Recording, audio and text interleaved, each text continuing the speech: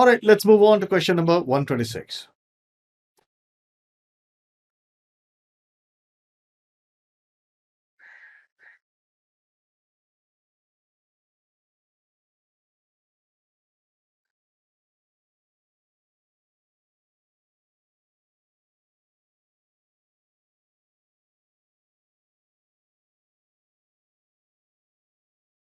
And the correct answer is developed stakeholder register.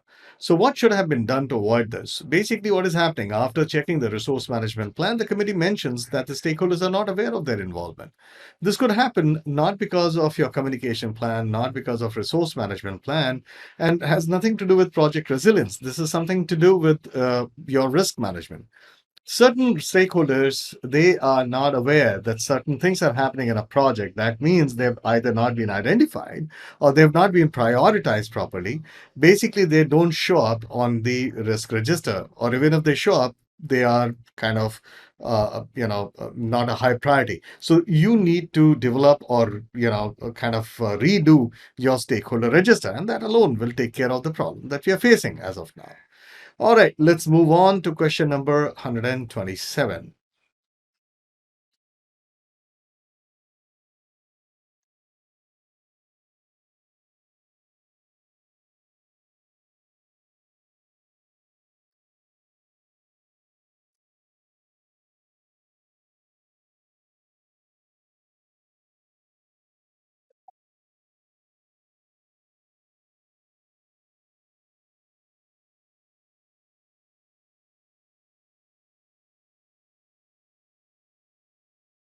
And the correct answer is D, control risk.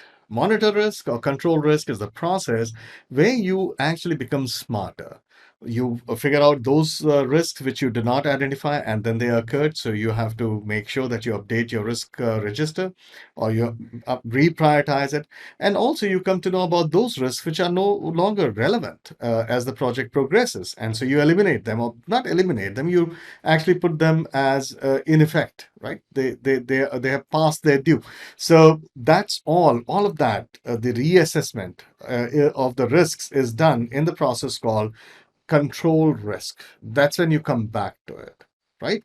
All right. So this is the first time, prioritization. This is quantification, basically further technical and mathematical analysis, all over and above qualitative risk analysis, only done for high priority risk and perform risk assessment. Basically, this is a tool and technique which is part of control risk, right? Uh, it's called reassessment, but that's okay. It's not been written very well over here. But anyway, if you look at it, it's not a separate process. So the right answer is control risk.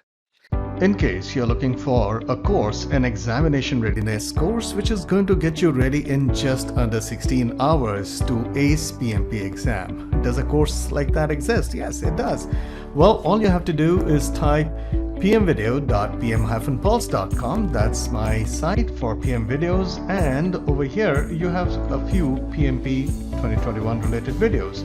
The very first one is PMP Dash. PMP Dash for acing PMP 2021. When you come to this particular landing page, you have a video which will give you an introduction to entire PMP Dash. It also contains certain things which are there in PMP Dash. There'll be samples of what's contained inside. You can make an informed decision. The best thing is it gets you ready in just 16 hours. It contains every aspect of what's going to be covered in the PMP exam. Not only that, it has also 180 questions, full examination set guided by me. In case you're looking for a course which will get you ready for PMP exam in a very short period of time, and not only that, it'll help you ace it. Well, this is the course. All right, let's move on to question number 128.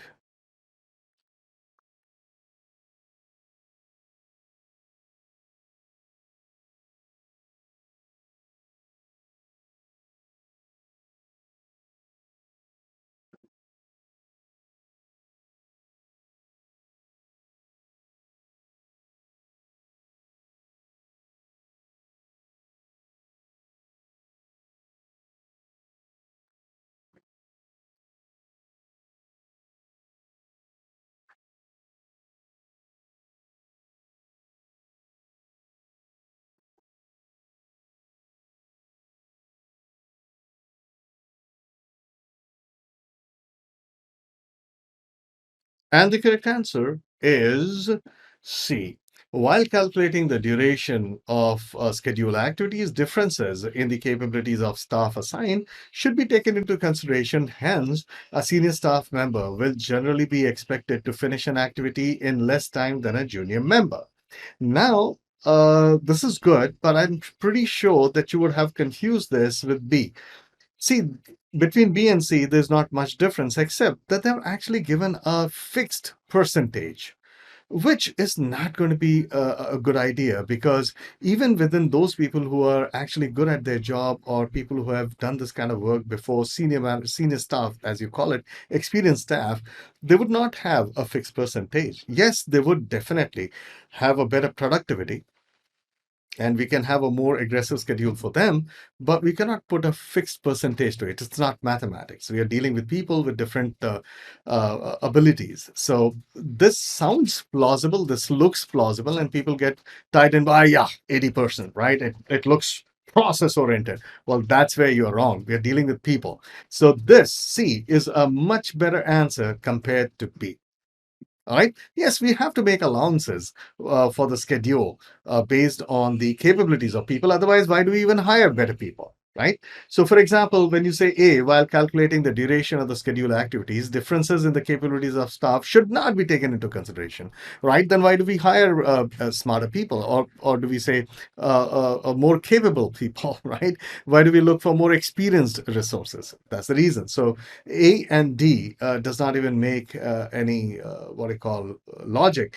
But B sounds plausible, but the moment you put a specific percentage to it, well, it loses its meaning. And therefore, the correct answer is C. All right, let's move on to question number 129.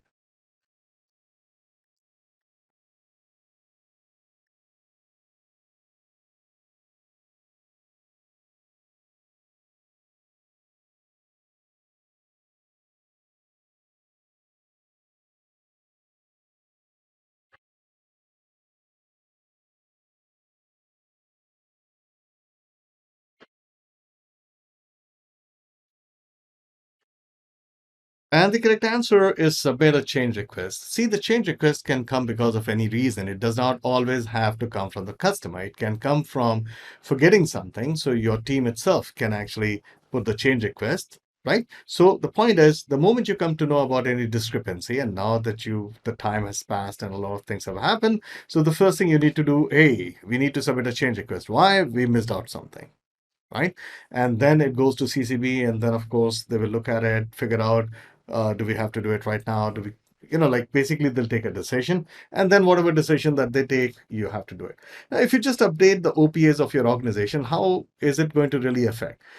Of course, you'll have to do some work around if the CCB says, hey, you need to do it right now, right? So it depends on what they say, right?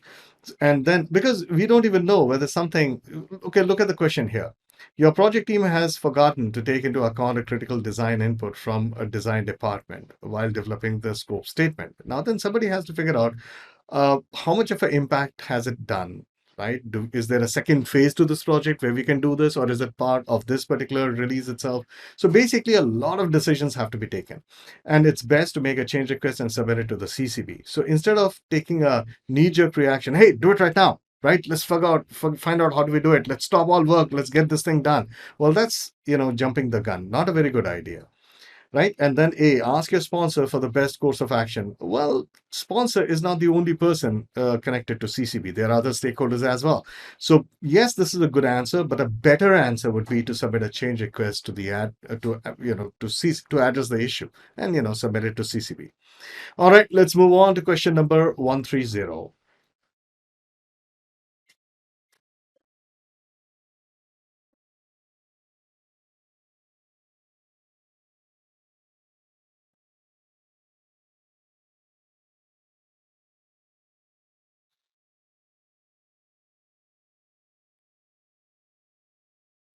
All right, and the correct answer for the same is 1 week. The calculation is quite simple because if you see the standard deviation in PMP, we use the beta distribution method for what I call standard deviation, which is simple.